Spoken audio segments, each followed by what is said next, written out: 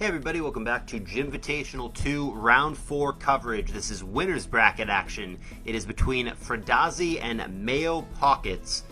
Now, Fruhdazi, as we all know, at the time of this recording was 14 years old. Unfortunately, with the state of the YouTube coverage, his youngest son has now graduated college.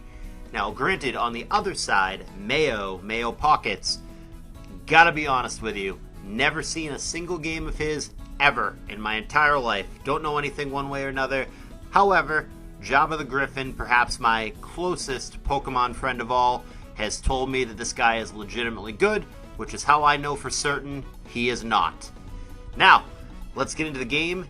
Fruhdazi, Shit Rock and Joy on the bottom, and whatever the fuck that says, it's not Blargle Fargle, it's Blyarg, I guess that's Mayo, is going to be on the top. Here's game one in the best of three, and they're both going to lead T-Tar.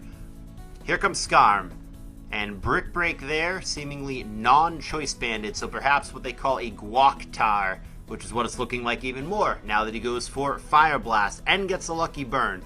Spikes do get down for Mayo, but not a great start, especially switching the Swampert into something that usually has HP Grass here. He's at least going to scout for it, and it is the straightforward HP Grass, so at least he knew to check. And Zapdos, of course, doesn't care about it, going to stay in T-Bolt. Rock Slide, fair enough. It is often Ice Beam in that spot, but Rock Slide in this context is going to be just as good, in fact, a little bit better. And Brick Break there is going to end the day for the Skarm, so pretty heavy damage from just one Pokemon. Guac-Tar quite effective in this context, and Aerodactyl there going for Earthquake rather than Rock Slide is going to make him pay dearly as well, because Skarm comes in for free and thiefs the lefties away from the now revealed Jirachi. Full team revealed for Mayo, in fact, just 9 turns in. Spikes 1-1. Okay, a burn. Fair is fair. Fire Blast burnt. Fire Punch should burn as well. Fair enough. 2-1. I mean, we know that Mayo can't remove those spikes. Unclear if Fruhdazi can or not, but he is going to go for the Dugtrio Revenge Kill, which will be successful here pending a critical hit, which he doesn't get. Does get the added effect Psychic drop, but like, who cares? And down goes the Rachi. Leaves us in a 4-5. Granted, that Dugtrio is dead on arrival next time it comes in, unless there's a Rapid Spinner in the back. And the Zapdos not as dead as I thought that it was, because he's got Rest. So this is a more defensive-leaning team, and the Zapdos is acting as a special wall here for Mayo. The T-Tar comes in on the Bliss. Rock Slide there. Big damage, 64%. But a freeze. Oh, Fruhdazi, making it look easy, and he's got a spinner, and it stays frozen. Well, Mayo, I think, is an unhappy camper in this moment as the Rapid Spin comes down. Very, very Fruhdazi favored game. I do applaud him for switching it up. He does have a reputation for being a very aggressive player, being very Skarm, Arrow, Celebi centric. That might be outdated information. He has really, in recent times, diversified himself, and I think his results have improved accordingly. But really nothing going right for Mayo here. This is going to be a soft-boiled turn that he can't do anything about. And yeah, it's going to be a hard game at this point for Mayo to win. Maybe if Fruhdazi did not have a Rapid Spinner, he could try to milk that one spike that he had down. But with the spinner, with the spin having already happened, with the inability to reestablish spikes, even if you kill the spinner, I don't see a good way out of this game for Mayo. I wouldn't concede just yet. Good for him for playing it out. Maybe you can Aerodactyl BS out, as I've said a bazillion times on my channel. Where there's an arrow, there's a way, and anyone who's played Pokemon long enough or has watched my channel long enough, we've all seen the games where Aerodactyl just randomly gets 3 crits or 3 flinches in a row and just gets there. So, never going to discount that. Aerodactyl can win the day for Mayo, but pending some kind of Aerodactyl nonsense, this is looking terrible. What does he go for? Rock Slide ain't it. Now granted, it is very difficult to click Double Edge there into the T-Tar, but in order to win, Mayo has to make predictions like that and get lucky on top of it. Not only does he have to click Double Edge there on the doll, but you also need a critical hit, because obviously when you land the regular Double Edge and now he knows you're locked on it, he's just going to go right back to the T-Tar. Dugtrio comes in. Interesting. Zapdos is not trapped. Nevertheless, Swampert comes in. Rock Slide, sure, 13%. Should be able to live another, but both crit and flinch are on the table. I like the discipline for Fruhdazi to not get greedy and go for it there. goes to Milotic instead. That's a very safe thing to do. And likewise, he can recover there if he wants to. He goes for the Throat. Probably didn't want to let the Aerodactyl come in for free, so he just went for the Surf there. And now Blissey comes in. Hidden Power, 7%. Not going to do it. Nothing preventing Soft Boiled here, again, unless he opts to make an aggressive play, which he does. Again, that is to prevent letting the Aerodactyl come in for free. That's why he clicks Ice Beam there. Hidden Power. I don't know, man. I think Mayo really, really needs to find opportunities to get that damn Aerodactyl in. It's the only way that he's going to win this game. But he's getting stubborn. He goes for T-Bolt. And yeah, I mean, Fruhdazi understands the game state. He's just doing anything he can to prevent the Aerodactyl from having free opportunities. Really surprised he doesn't go for it there. And it would have worked, too. It would have gotten him in, and the Blissey would be relatively low, be staring down the arrow. I think that would have been a good opportunity for Mayo, but he didn't pull the trigger. And he's just going to stay in with the Zapdos. Fair enough. There's nothing preventing a Boom if the doll wants to do that here. Goes for Psychic instead. Now, granted, with Fruhdazi also having a pretty defensive team, this might just not be a Boom doll. I think that Boom plus Dugtrio has really good synergy, so that's one argument that it is a Boom doll, but also on teams like this, sometimes it's just a Rest doll instead. But right now, that is TBD. It just stays in and spams Psychic over and over again. That is Hidden Power Bug rather than Hidden Power Flying. Fair enough. But he pulls back rather than going forward again. And he anticipated the Milo. Good play for Mayo. Gets the Zapdos in. Gets a little bit of tempo back. But what he needs to do right here, he doesn't do it. He needs to pull back to the damn Aerodactyl. He needs to find opportunities and make it happen. Toxic's fine, but Aerodactyl is so much better. And a Freeze there. Last thing in the world that he needs. I mean, at this point, do you leave the Zapdos in or do you switch it back? He does leave it in, and it is going to die. So, obviously, Aerodactyl's going to come in here, but what move do you lock on?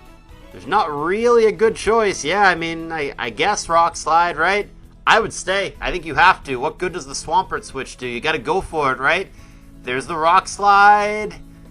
No dice, but he at least gave himself a chance there to get a crit or a flinch. So, at least had the opportunity, didn't cooperate. And a Milo Surf is going to end this one and give Fruhdazi the 1-0 game lead. So we'll move over to game 2, and Fruhdazi, am I seeing that right? Yes, Fruhdazi has switched up his sprite. Don't know why, but that's what he did. But regardless, before we begin this game, let me remind you to consider donating to Jimvitational. It's quick, it's easy, it's a link in the description, and it supports this tournament. The guys running it don't keep any of the money. It all goes into the prize pool. So if you have the means, please consider doing that. Now, we're going to move to Game 2. Reminding you that if you are to win here in the upper bracket, you would have a bye in Round 5, which is really, really good. And if you lose, you're not eliminated. You just go down to the lower bracket. Let's continue. So it's going to be a T-Tar lead again for Fruhdazi. And this time it is an unusual Blissey lead for Mayo on the top, which becomes meta on Skarm, favoring Fruhdazi, and immediate spikes does in fact come down, met by a Fortress though, and doesn't get cute and go for the immediate spin. It is just one layer each of spikes. Here comes Milo. Crunch, fair enough, 25%, not that exciting. Milo has a free opportunity for Toxic or Recover here, does opt for the safer route, which is of course Recover. Here comes Gengar now. Will-O-Wisp thinking there would be a switch, but there's not. And that is a worthy trade for Mayo. Obviously, Thunderbolt wouldn't have been so good, but if he anticipated the WoW, certainly worth it to get 38% damage on the Gar. Will-O-Wisp happens again. This time it's on the Blissey. Pending a surprise Boom or Focus Punch here, shouldn't have too much to worry about. And Mayo does not scout for the Boom, so the Bliss would have gotten blown up there had the Gar gone for it, if it even has it. But Ice Beam there is a fine play, and it chips the Tar, which, being a Crunch Pursuit Tar, does in fact have lefties. Milo comes in burnt from before and on the spikes. And yeah, Fruhdazi had an opportunity there with a critical hit to simply kill the Milo, which would have been devastating. I don't blame him for going for it there. Doesn't happen, but like, why not give yourself a chance?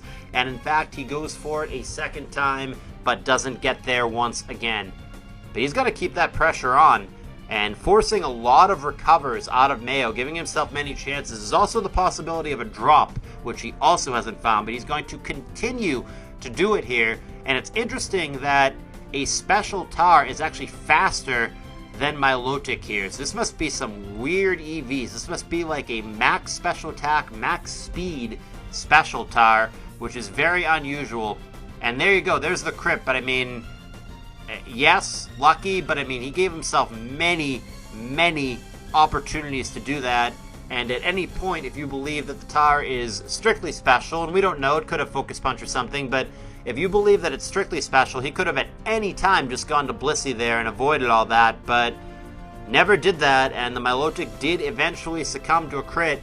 Hydro Pump there would have missed anyway, not that we have any way to know that, but it got protected against. The follow-up, however, in Torrent range, is going to connect, and meta is no more, and Mayo is really in a bad place. Endeavor comes down, Hidden Power, presumably Bug is going to take out Pert, but still very heavy advantage for Fruhdazi on the bottom. Pursuit there, however, is incorrect, and he's going to be punished by that HP Bug. This time he switches, and there is no Pursuit. Fire Blast, of course, there would have toasted the Fori, but Blissey handles it just fine.